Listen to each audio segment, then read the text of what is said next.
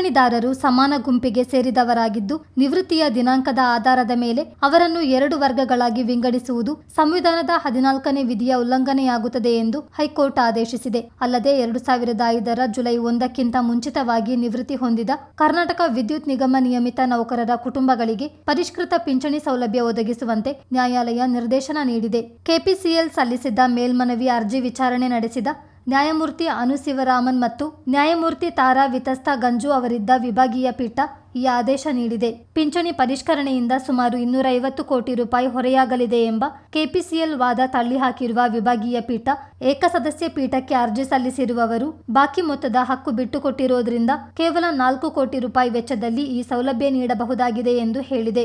ಈ ಸಂದರ್ಭದಲ್ಲಿ ಡಿಎಸ್ ನಕಾರ ಪ್ರಕರಣದಲ್ಲಿ ಸರ್ವೋಚ್ಚ ನ್ಯಾಯಾಲಯ ನೀಡಿದ್ದ ಮಹತ್ವದ ತೀರ್ಪನ್ನು ಉಲ್ಲೇಖಿಸಿದ ನ್ಯಾಯಪೀಠ, ಪಿಂಚಣಿ ಪರಿಷ್ಕರಣೆಯ ಪ್ರಯೋಜನವು ಎಲ್ಲ ನಿವೃತ್ತರಿಗೆ ಸಮಾನವಾಗಿ ಸಿಗಬೇಕು. ಆದ್ದರಿಂದ 2005ರ ಜುಲೈ 1ಕ್ಕಿಂತ ಮೊದಲು ನಿವೃತ್ತರಾದವರ ಕುಟುಂಬಗಳಿಗೆ ಸಹ ಪರಿಷ್ಕೃತ ಪಿಂಚಣಿ ನೀಡಬೇಕು. ಆದರೆ ಬಾಕಿ ಮೊತ್ತವನ್ನು ಏಕಸದಸ್ಯ ಪೀಠದ ತೀರ್ಪು ಬಂದ ದಿನಾಂಕದಿಂದ ಪಾವತಿಸಬೇಕು ಮತ್ತು ಮುಂದಿನ 3 ತಿಂಗಳ ಒಳಗಾಗಿ ಈ ಪ್ರಕ್ರಿಯೆ ಪೂರ್ಣಗೊಳಿಸಬೇಕೆಂದು ಆದೇಶಿಸಿದೆ. ಕೆಪಿಸಿಎಲ್ ಹೊರಡಿಸಿದ್ದ ಆದೇಶದ ಪ್ರಕಾರ 2005ರ ಜುಲೈ ನಂತರದ ನಿವೃತ್ತರಿಗೆ ಮಾತ್ರ ಪರಿಷ್ಕೃತ ಪಿಂಚಣಿ ಸೌಲಭ್ಯ ನೀಡಲಾಗುತ್ತದೆ ಎಂದು ತಿಳಿಸಲಾಗಿತ್ತು. ಅದನ್ನು ಪ್ರಶ್ನಿಸಿ ಎಂಎಸ್ ರಾಜೇಶ್ವರಿ ಸೇರಿದಂತೆ ಹಲವು ಕುಟುಂಬಗಳ ಪಿಂಚಣಿದಾರರು ಹೈಕೋರ್ಟ್ ಮೆಟ್ಟಿಲೇರಿದ್ದರು. ಅರ್ಜಿ ವಿಚಾರಣೆ ನಡೆಸಿದ ಏಕಸದಸ್ಯ ಪೀಠ, ನಿವೃತ್ತಿ ದಿನಾಂಕ ಆಧರಿಸಿ ಪಿಂಚಣಿ ಬದಲಾವಣೆ ಮಾಡಲು ಅವಕಾಶ ನೀಡಲಾಗುವುದಿಲ್ಲ, ಇದರಿಂದ ತಾರತಮ್ಯ ಮಾಡಿದಂತಾಗುತ್ತದೆ ಎಂದು ಅಭಿಪ್ರಾಯಪಟ್ಟು ಸರ್ಕಾರದ ಸುತ್ತೋಲೆ ರದ್ದುಪಡಿಸಿತ್ತು. ಅದನ್ನು ಪ್ರಶ್ನಿಸಿ ಕೆಪಿಸಿಎಲ್ ಹೈಕೋರ್ಟ್ಗೆ ಮೇಲ್ಮನವಿ ಸಲ್ಲಿಸಿತ್ತು.